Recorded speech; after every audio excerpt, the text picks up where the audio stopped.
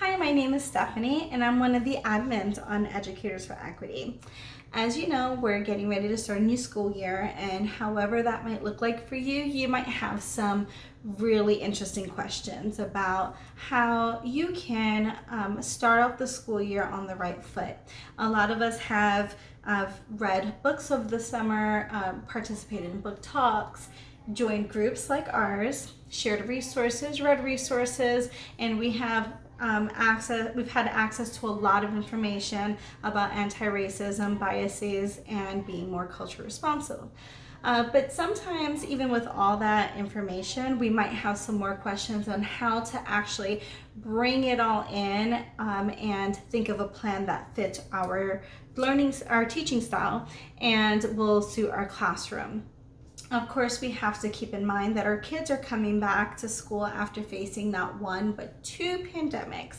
Of course, one, the war against COVID, and number two, the war against racism. And we have no idea what our kids have been exposed to on either end, and what they've heard in the classroom, what their fears or their feelings are. So it's really important that right off the bat, we come in strong, and we set up an environment that is safe, responsive, and inclusive.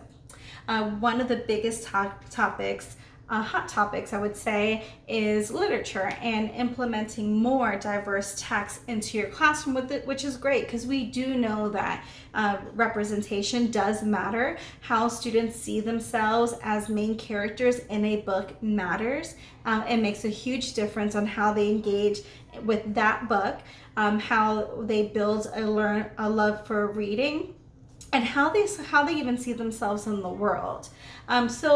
If you're like me, I went out and I either purchased books, and I also put out a wish list, and I was fortunate enough to have friends and family who contributed to that book wish list. So here I am with a bunch of new books. I have close to 60 new books, and I am looking at them. I'm reading through them because, of course, it's really important to know what's in your library and what the stories are.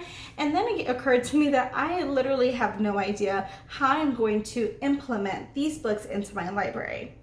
Right, because just like everybody else, I have the typical elementary school library, organized by labels and by topics. And truth be told, a lot of these books don't fit into those themes and those topics. So what am I going to do? So I started kind of doing some research and seeing what other teachers have suggested in different articles and things like that. And of course, this is this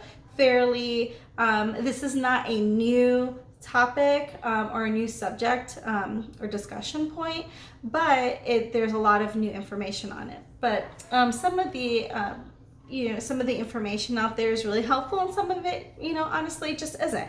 And I didn't want to make any mistakes in this process. I can tell you some of the things I didn't want to do. So the first thing I didn't want to do was just take these books and just throw them into my library and never think of them again. That would be a huge mistake on my part, because I do want my kids to genuinely and find these books to be helpful and to engage with them. And I want to do that in a meaningful way.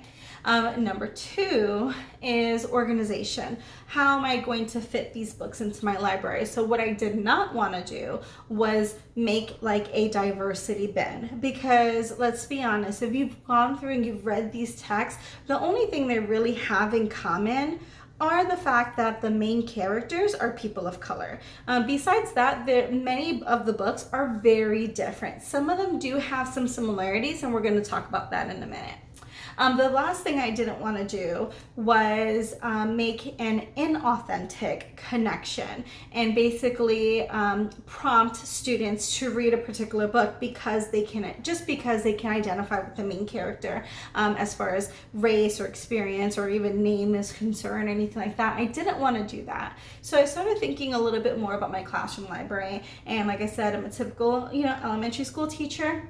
And a lot of my library books are organized by title, by topic. So animals, sports, holidays, things like that. So And in thinking about these books and reading through them, a lot of them didn't even fit into those topics. So I was kind of faced with what do I do now? So I started thinking, and I picked up the phone as I normally do, and I called Erica, who's one of our other admins, and I had the idea of making specific library labels that focus primarily on diversity and growth mindset. So we came up with some topics or some themes rather, like world changers, courageous kids, diverse families, my feelings and me. And a lot of our normal everyday classroom library books can fit into these topics. So now I'm thinking, okay, well, instead of trying to fit my new books into my old labels, I'm going to fit my old books into my new labels. So I wanted to kind of give you like an example of that. And so one of them is World Changers. So some of the books that I have in World Changers are like Malcolm. I have like Malcolm Little. I have Malala's Magic Pencil, things like that. People who made an impact on how we see the world today. And so the next question I asked myself was, how am I going to engage my kids with these themes? Because they are, having gone through kindergarten and first grade, they are used to seeing those typical topics like the animals and things like that.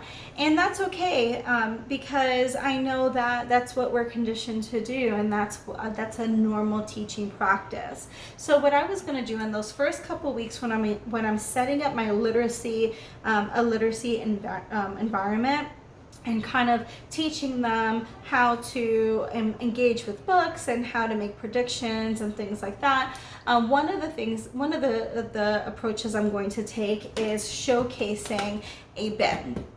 So like I'll say, here's our World Changers bin, and these are the books that are in our World Changers bin. And kind of talk about each book that's in there and give them like a brief overview of what types of books are in this particular bin. And so my thought is I have about 10 new labels, and I would encourage you to create some of yours yourself. I have put a bunch of the labels together with like cute little themes, because let's face it, as teachers, we love cute things and we love themes. That is not going to change. So I have, and I will include the list if you're interested in snagging some of mine. But I do encourage you to kind of look at your books and think about what are the themes and some of the books that you can kind of bunch together with those common themes.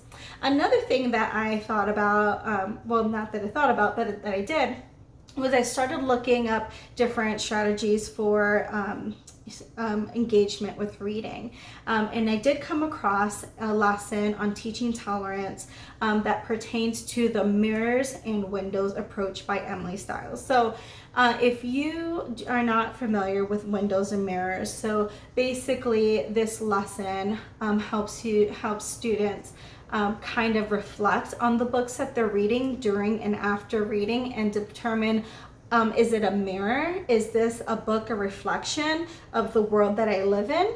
Or is it a window? Is this book giving me someone else's perspective and how they see the world? So these lessons that are culturally responsive approaches can be implemented in those first 2 weeks of school. They don't have to necessarily be two separate lessons. So usually at the beginning of the school year, we're already teaching kids really good engagement strategies on like what we do, our thinking about what the book will be about, or predictions, kind of thinking, making predictions throughout the text, and all those metacognition strategies and how we think about our thinking. So think about how you can kind of combine those two lessons, like a culture responsive lesson and a reading strategy lesson, and bring them together and marry them into one lesson as a time saver. Because